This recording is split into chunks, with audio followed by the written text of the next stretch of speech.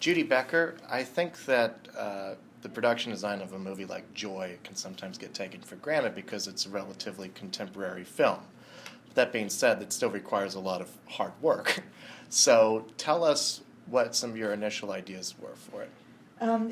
It is kind of a contemporary film, although technically it really spans the 70s through the 60s through the 90s. Mm-hmm. But we approached it differently from a period film and differently from a contemporary film. David initially had the idea, which we developed, that it should look kind of timeless and almost fable-like. Mm-hmm. And the look of that took a lot of planning.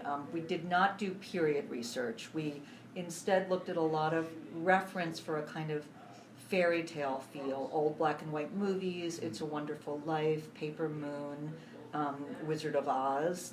That Wizard of Oz influenced me especially, and sort of started with the idea that it almost looked black and white in very timeless classic cinema, and worked from there. So we started with a palette that was very monochromatic, a lot of white and faded pastels. Didn't literally do black and white because that would have looked extremely stylized and unrealistic. Mm-hmm. But a lot of white and snow and aged white and aged tinted colors, and gradually, and that's all for Joy's childhood and early adulthood, and that contrasted with the world of the soap opera, which was this bright, glittering fantasy world that the mom watches on TV and sort of infiltrates Joy's imagination. So that was a different look.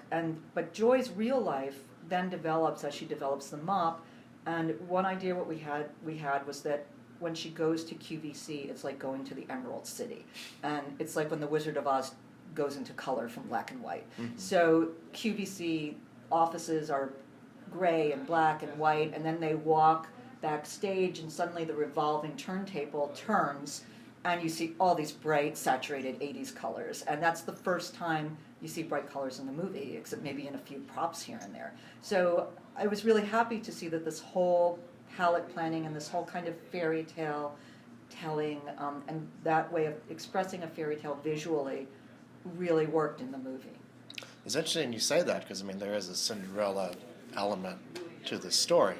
I loved the design of the house where all these, her family lives, and, because it is, there is a sense of reality to that. Yes. Can you talk a bit about that? Yes, the house, it's really was meant to feel timeless, but yes, very real, and had to give the feeling that her dreams have not been realized, and she's sort of living in this faded, almost like faded past, faded glory, and mm-hmm. the house is falling apart a little bit, and we don't exactly know where it is or what it is, but it should feel like, a lower middle class kind of house. And we still stuck with this kind of faded white and faded pastel color palette in it, and really didn't do a lot with color, but with a lot of different patterns and wallpapers, and but a lot of aging and a lot of scenic work, and trying to keep it very real with the set dressing, which was simple, but everything in general was much more aged and distressed than normally I do with David's movies, and it was kind of fun to do that.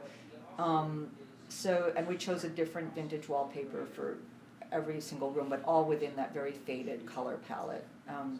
The house was like a new looking house, and we took it back to a past that I'm sure it had at one point. I mean, the inside, it was an old house. The porch where Terry sleeps was a really fun room to do. We, covered it with this white wallpaper and then the lace curtains, and I think it gives this really beautiful kind of white feeling to it. And then she's in that yellow robe, which really pops out against it. And then the basement we built as a separate set on stage, but I think ties in very nicely in the movie, and just really looking like a down basement full of stuff, really like it shows kind of the bowels of the life and of the house, like everything's going on there. And she uses toilet paper to divide the room, so it's, there's like a comedy in it, but there's also this real sense of reality, I guess. Mm-hmm. Yeah, and that does really contrast with the world of QVC. Yeah. I loved that revolving set. Yeah. Was that fun to It was so much fun. I mean, the whole QVC set was a huge construction process, and we started very, very early on with that because we knew it would take so long.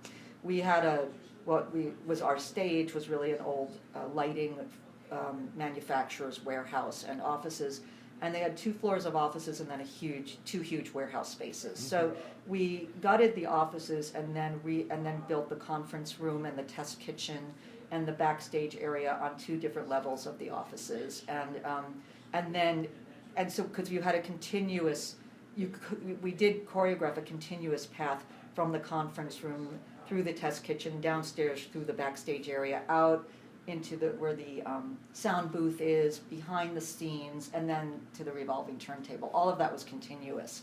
And the turntable, we rented a turntable mechanism and then built the sets in, there's 4 sets on the turntable in like slices of pie. And each one was really, and that's where we wanted to reveal the color. You come from the gray behind the scenes and the set starts revolving and then boom, it's Melissa Rivers, like Joan Rivers.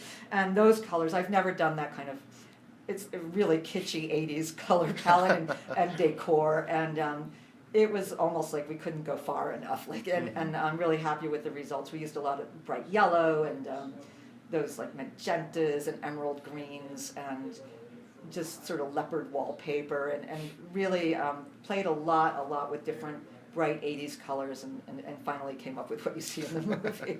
Yeah. And I loved also that you talked about the contrast with the world of the soap opera that their mother watches, and there's this great sequence in the film where Joy's having this dream where she's a part of it. Can you talk about creating that kind of exaggerated reality? The soap opera set, yeah. The soap opera set was sort of supposed to be a nighttime soap opera, like a little bit like Dynasty or one of those, Dallas or one of those, and it was kind of a 3-walled set, but we made it so that it could be a 4-walled set, and it had the big foyer area, double height foyer area with a balcony and a staircase, and slightly based on some actual soap operas, but we really exaggerated it. It almost has a forced perspective feeling. Again, all built on our stage. And there was a study that you only see very briefly in the movie, but that set for me as a designer was so much fun because I got to do all the things I would never normally do. I had, we did this fake marble floor, black and white checkered marble floor, and I had my wonderful charge scenic Dan Corshane, who's done the last, I think I've been working with him since The Fighter on David's movies. So, and I said, I want some bad faux marble on these tiles, and we had different samples, and it was just like fun to say, no, I want it worse than that, and because I wanted it on screen to look like, to really be noticeable, like that it was marble, but it looked like TV marble. And in the study, which you barely see, we did really bad faux wood graining that's very, really reads, like it pops when you see it on video, and that was kind of the feeling, that real feeling of unreality, like the marble should not look real and the wood graining should not look real. And we chose this very bold silver and blue wallpaper that was a little over the top. So everything was exaggerated, a little unreal, and I think added to that kind of, it's both a fantasy on television and it's a nightmare for Jennifer when she finds herself in the middle of it. A little like Alice in Wonderland. Yeah. You've worked with David O. Russell before quite a few times. I mean, like The Fighter and Silver Linings Playbook and American Hustle and now this. Can you talk a bit about what that collaboration is like? I mean, it must be good if you've worked with him, keep working with him. Yeah, it is good. It's been great. And obviously, I love working with him. And at this point, it's really...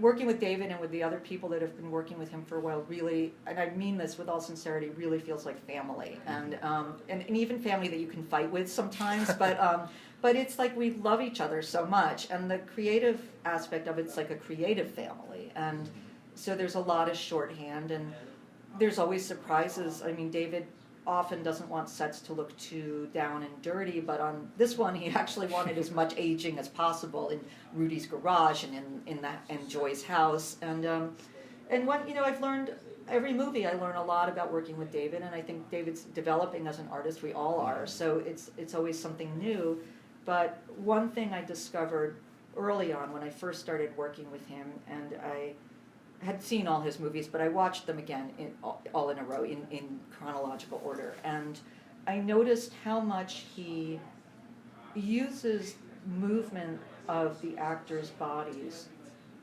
to help to tell his story. I'd never seen that before in a movie, the way he uses the physicality of the actors.